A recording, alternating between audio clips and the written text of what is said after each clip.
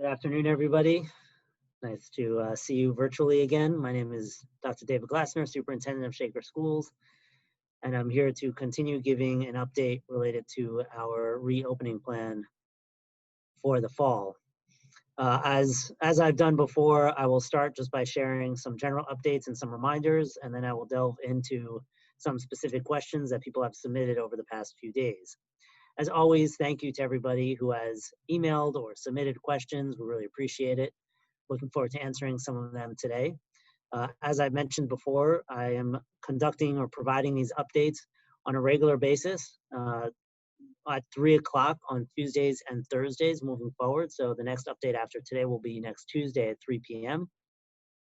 You are welcome to watch this on Zoom or on Facebook in real time. We also post these updates on our shaker.org website. Each video is posted after the live broadcast, along with a list of topics that were addressed in the video. So if you have questions about what specifically was addressed in the video, that will be included in the list of topics that is posted on our website. You're also welcome to submit questions in advance through our website, and you can submit questions via the Zoom chat feature or in Facebook, and we will monitor those questions. So I am unable to answer those questions in real time, but we'll monitor those questions and answer them at a future update. All right, with that, I'm going to jump right in. There are a couple of updates, general updates that I want to provide today. First of all, we are in the midst of a staff survey. I think many of you know that we conducted a student and family survey a couple of weeks ago to get a sense of the numbers of students and families that were comfortable sending students to school and try to suss out different preferences that families had for hybrid models, if that's how we have to go in the fall. We're doing something similar with staff. We've collected about half of our staff has responded so far, and the trend has remained relatively consistent over the past week in terms of our staff that is comfortable returning to work, staff that is not quite sure, and staff that is uncomfortable or is unable to return to work for health reasons. And just to give everybody some insight, those numbers break out about a third, a third, and a third. So we have about a third of our staff in each category. And of course, we'll have to get more specifics over the summer and work with our staff, but this does give us a general sense of what we need to do to make sure that our staff feels comfortable and safe and healthy returning to work as we reopen our schools in the fall. Also, I want to make it clear, I've gotten some questions about whether we are continuing food services over the summer. We are indeed continuing food services over the summer. Like we have for the past few months, we will continue to distribute both breakfasts and lunches regularly throughout the week, using our school buses to distribute meals in neighborhoods. If you have any questions, you can go onto our shaker.org website, and there's information about our food distribution program there. I thank our food distribution workers who have been doing an excellent job making great meals and getting food out to all of our students and families who would like them. And I continue to encourage students and families to take advantage of food distribution services. I mentioned a couple of days ago that we are working on putting together a virtual academy for students who are unable to return to school in person. The details of that academy are still being worked out, and we have a lot of details to work out, but I did want to continue to reassure our community that that is something we're looking at very seriously. I know that we already have the Innovative Center for our students in grades 9 through 12. We want to make sure that we have a virtual option for students who need it in grades kindergarten through 8 as well. So more information about that will be forthcoming. I also want to talk a little bit about state and health guidance related to school reopening. And I want to delve into this a little more deeply. I think there may be misperception, or there may be some confusion related to opening schools in the fall. While the governor has said that he expects schools to reopen in the fall, I want to be clear that our ability to reopen is dependent on our ability to meet health and safety guidelines. For example, over the past few months, we have become familiar with practicing social distancing. We are expecting that one of the guidelines that we will have to meet in the fall is that we're going to have to maintain social distancing throughout the school day for students and staff. That means that we have to be very aware of and measure our capacity for the number of students and staff that can be in one place at one time. It also means that we have to be careful about places where we normally have large groups of people gather, like in our hallways, in our cafeterias, in our auditoriums. So those kinds of gatherings may no longer be feasible for the time being, and we have to think of alternative ways to meet our students' needs. We have not, however, officially received state guidance for reopening next year. There has been a lot of back and forth about reopening guidelines. As many of you may know, there were some draft guidelines released, perhaps unintentionally, a few weeks ago that gave us maybe some insight into what the state is considering for reopening guidelines. We also have been able to review other industry-specific guidelines that the state has released to give us some insight into what may be considered appropriate or required for schools in the fall. I have also been working with the Educational Service Center of Northeast Ohio, the ESC of Northeast Ohio. They have started drafting some guidelines for schools to follow in the fall. So we are continuing to review those, and those guidelines are currently being reviewed by the Cuyahoga County Board of Health.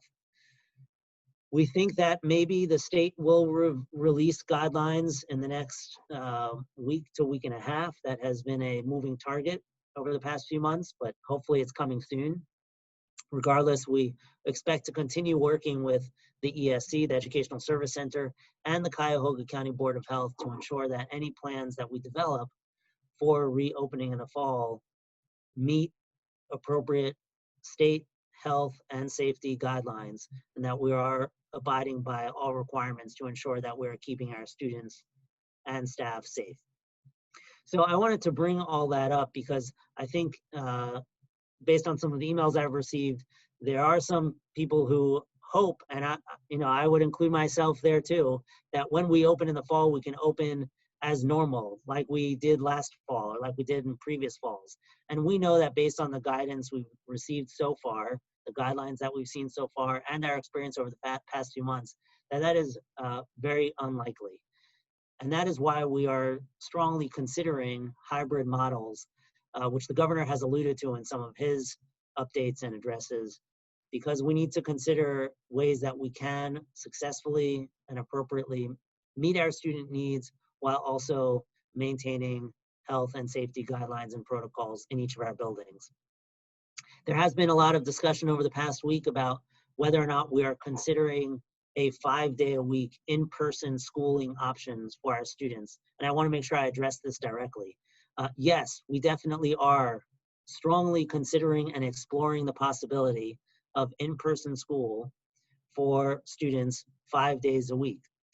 I want to break this down a little more to make sure that I eliminate or reduce some confusion or answer questions.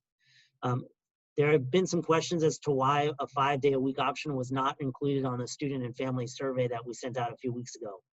The reason for that is because a 5-day-a-week option is really our default setting. It is something that we are going to try to do if possible. It is our ideal. The purpose of the survey was to make sure that we understood what preferences existed in our community if we have to continue with a hybrid model where students are not in buildings every day. That was the purpose of the survey, and that's why a 5-day-a-week option was not included, because we knew that would skew our data inappropriately. I also know that there are challenges. There are real challenges with a 5-day-a-week in-person option for students. Really, those challenges can be broken down into space challenges, the amount of space that we have, and staffing challenges, because we would need to increase the number of staff we have quite a bit, exponentially, in order to meet all of our students' needs while maintaining social distancing requirements. That said, I think based on what we know so far, we think that it is more likely that we will see, we are more confident at this point that it might be possible to have a 5-day-a-week option for students at the K-4 level. It becomes more difficult in grades 5 and up because of the way our buildings are structured and the number of students that we have in each of our buildings. I don't want to make any promises, and I want to make sure that that is clear. We are continuing to explore lots of options. The guidance has not yet been published, and it keeps changing. And we know that there are challenges and limitations and positives and drawbacks to each of the options we're considering. But I do want to make it clear that that is something that we are considering, and we are working our best to be creative and think outside the box and look at all of our options, all of our space options, all of our staffing options to provide as much in-person school for students as possible. And when we can't provide in-person school, that we are providing rigorous and robust online or remote learning options for students as well. With that, I'm going to jump into some of the questions here. And thank you again for everybody who has submitted those questions in advance. I'm going to try to address questions. I've tried to break them down or group them by topics so that I'm addressing similar topics at the same time, and that hopefully it's a little easier for folks to follow or pick up if they want to see this afterwards. So one question I received, would there be synchronous learning on remote days? The short answer to this is yes, we expect that there will be. We know that one of the things that we learned over the past few months was that particularly at the secondary level, there was some feedback that we would like to see more synchronous learning. So we are trying to build that into the plan. And I will say, that's going to have to be balanced out by the staffing requirements for in-person learning as well. So that's something that we're working on. There has been a question around scheduling of updates. A person asked if we could post a brief list of topics covered and guest speakers with each recording. Thank you very much for asking that question. We are now posting lists of topics that are covered in each video update, as I mentioned, on our website, shaker.org. You can click the link for summer updates. We will also announce in advance when we are inviting a special guest to participate. Right now, I would expect that we may have a guest or a specific topic in mind for next Thursday. And the reason I say next Thursday is because next Tuesday, we have a Board of Education special work session dedicated to reviewing our plans. And so I expect that we will continue to keep the topics a little more general leading up to that board work session. Then following the board work session, we may start focusing on specific topics with specific guests, but we'll make sure to announce those in advance. Next question is related to health expert consultation. In planning for school reopening in the fall, are you consulting with healthcare organizations and or infectious disease experts for guidance? Absolutely, is the answer. As I mentioned before, we're particularly working closely with the Cuyahoga County Board of Health. The county boards of health are emerging as really key players in terms of the plans and decisions that schools have to make and school districts have to make for the fall. We also have a number of health experts in our own community, a number of whom are participating in our parent advisory group and have also provided feedback and input via email and other means. But certainly, as I mentioned, the Cuyahoga County Board of Health is an agency that we're working very closely with. What are the benchmarks? What are the benchmarks being considered for a full-time return to school?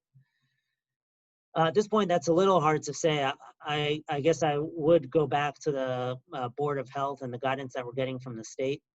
In order for a full-time return to school, a normal return to school, that can happen when a few things occur. First of all, we have to abide by the health and safety protocols that are being issued by local, state, and national agencies. So as that changes, that may play a role in our ability to return to quote unquote normal school. And also, I think there's a lot of questions about what next year will look like, and not just when we may return to school, but whether or not we may have to create another extended closure period for our students. One of the things that I know health agencies are looking at closely, they will be monitoring closely whether or not we have any spike in COVID-19 cases as we reopen schools. And if there are areas or schools or classrooms that have spikes in COVID-19 cases, the Board of Health or other state agencies may require schools to close out again and go into an extended closure period. So that is something that is also a consideration for planning for the fall.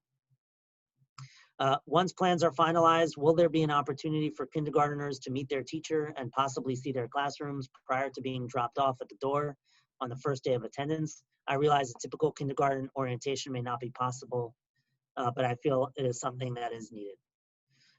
We are still working on those plans. You know, if I could just broaden this question a little bit, you know, we are also looking at what kind of protocols we need to have in place for any kind of adult visitor to our building, to any of our buildings, and whether adults, you know, when and whether and how can adults enter our buildings for student-related purposes. So we don't know yet. I will say that we will certainly make sure to have plenty of opportunities for our students to get to know their teachers and for our families to get to know their teachers, whether that happens in person or virtually. We will make sure to have those opportunities available. The next question relates to specials. Will there be specials, art, music, PE, library next year? What happens if my child receives speech services or occupational therapy? Will there be reading groups? We are working on all of those things. There will certainly be special education services provided for students who need them. That would include speech services and occupational therapy. We are working with our teachers to identify ways that we can continue providing instruction in our specials areas as well, including art, music, PE, and library. We're not yet sure what those will look like, but I do want to make it clear that we want to make sure that we're continuing to provide all of our students with an international baccalaureate aligned education. And that means continuing to provide students opportunities to learn in a wide range of subject areas. The next question has to do with participating remotely in live class. Why can't the children, at least in high school, participate remotely while they may be on their off days? Why can't Zoom be in the actual classroom and children remote in? So actually, this is a topic we have discussed, whether or not we can essentially live stream our classes and have some students participate via live streaming and some students participate in person. There are a number of challenges related to that. Part of them, partly technology related, and how students who are in person versus maybe participating live streaming are participating in class, how they're engaging in learning. But it is something that we are exploring and have been talking to our technology department about what it would take to make that happen. And as the person who asked the question points out, it may look different in different grade bands or subject areas if it's possible. The next question, the next couple of questions has to do with building usage. Would you consider sending all K-6 students to one of the school buildings with smaller classes 5 days a week, while middle school and high school students do distance learning exclusively? Middle school and high school students are better able to care for themselves at home. And distance learning is more developmentally appropriate for that age than for our younger students. And another question that came up is, can you consider using other Shaker buildings as learning centers to help with social distancing? For example, like Ludlow or Sussex, what about the libraries or other Shaker buildings?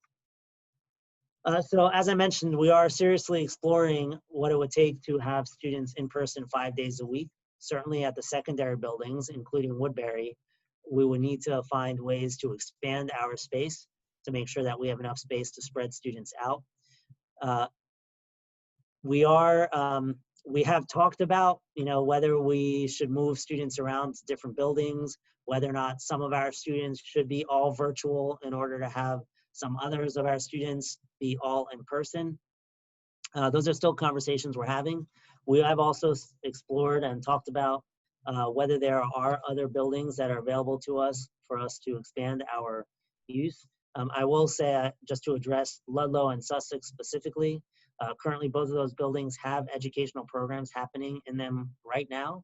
And so we have lease agreements that we have to adhere to, but also we want to make sure that we're helping support the educational needs of students in our community, across our community.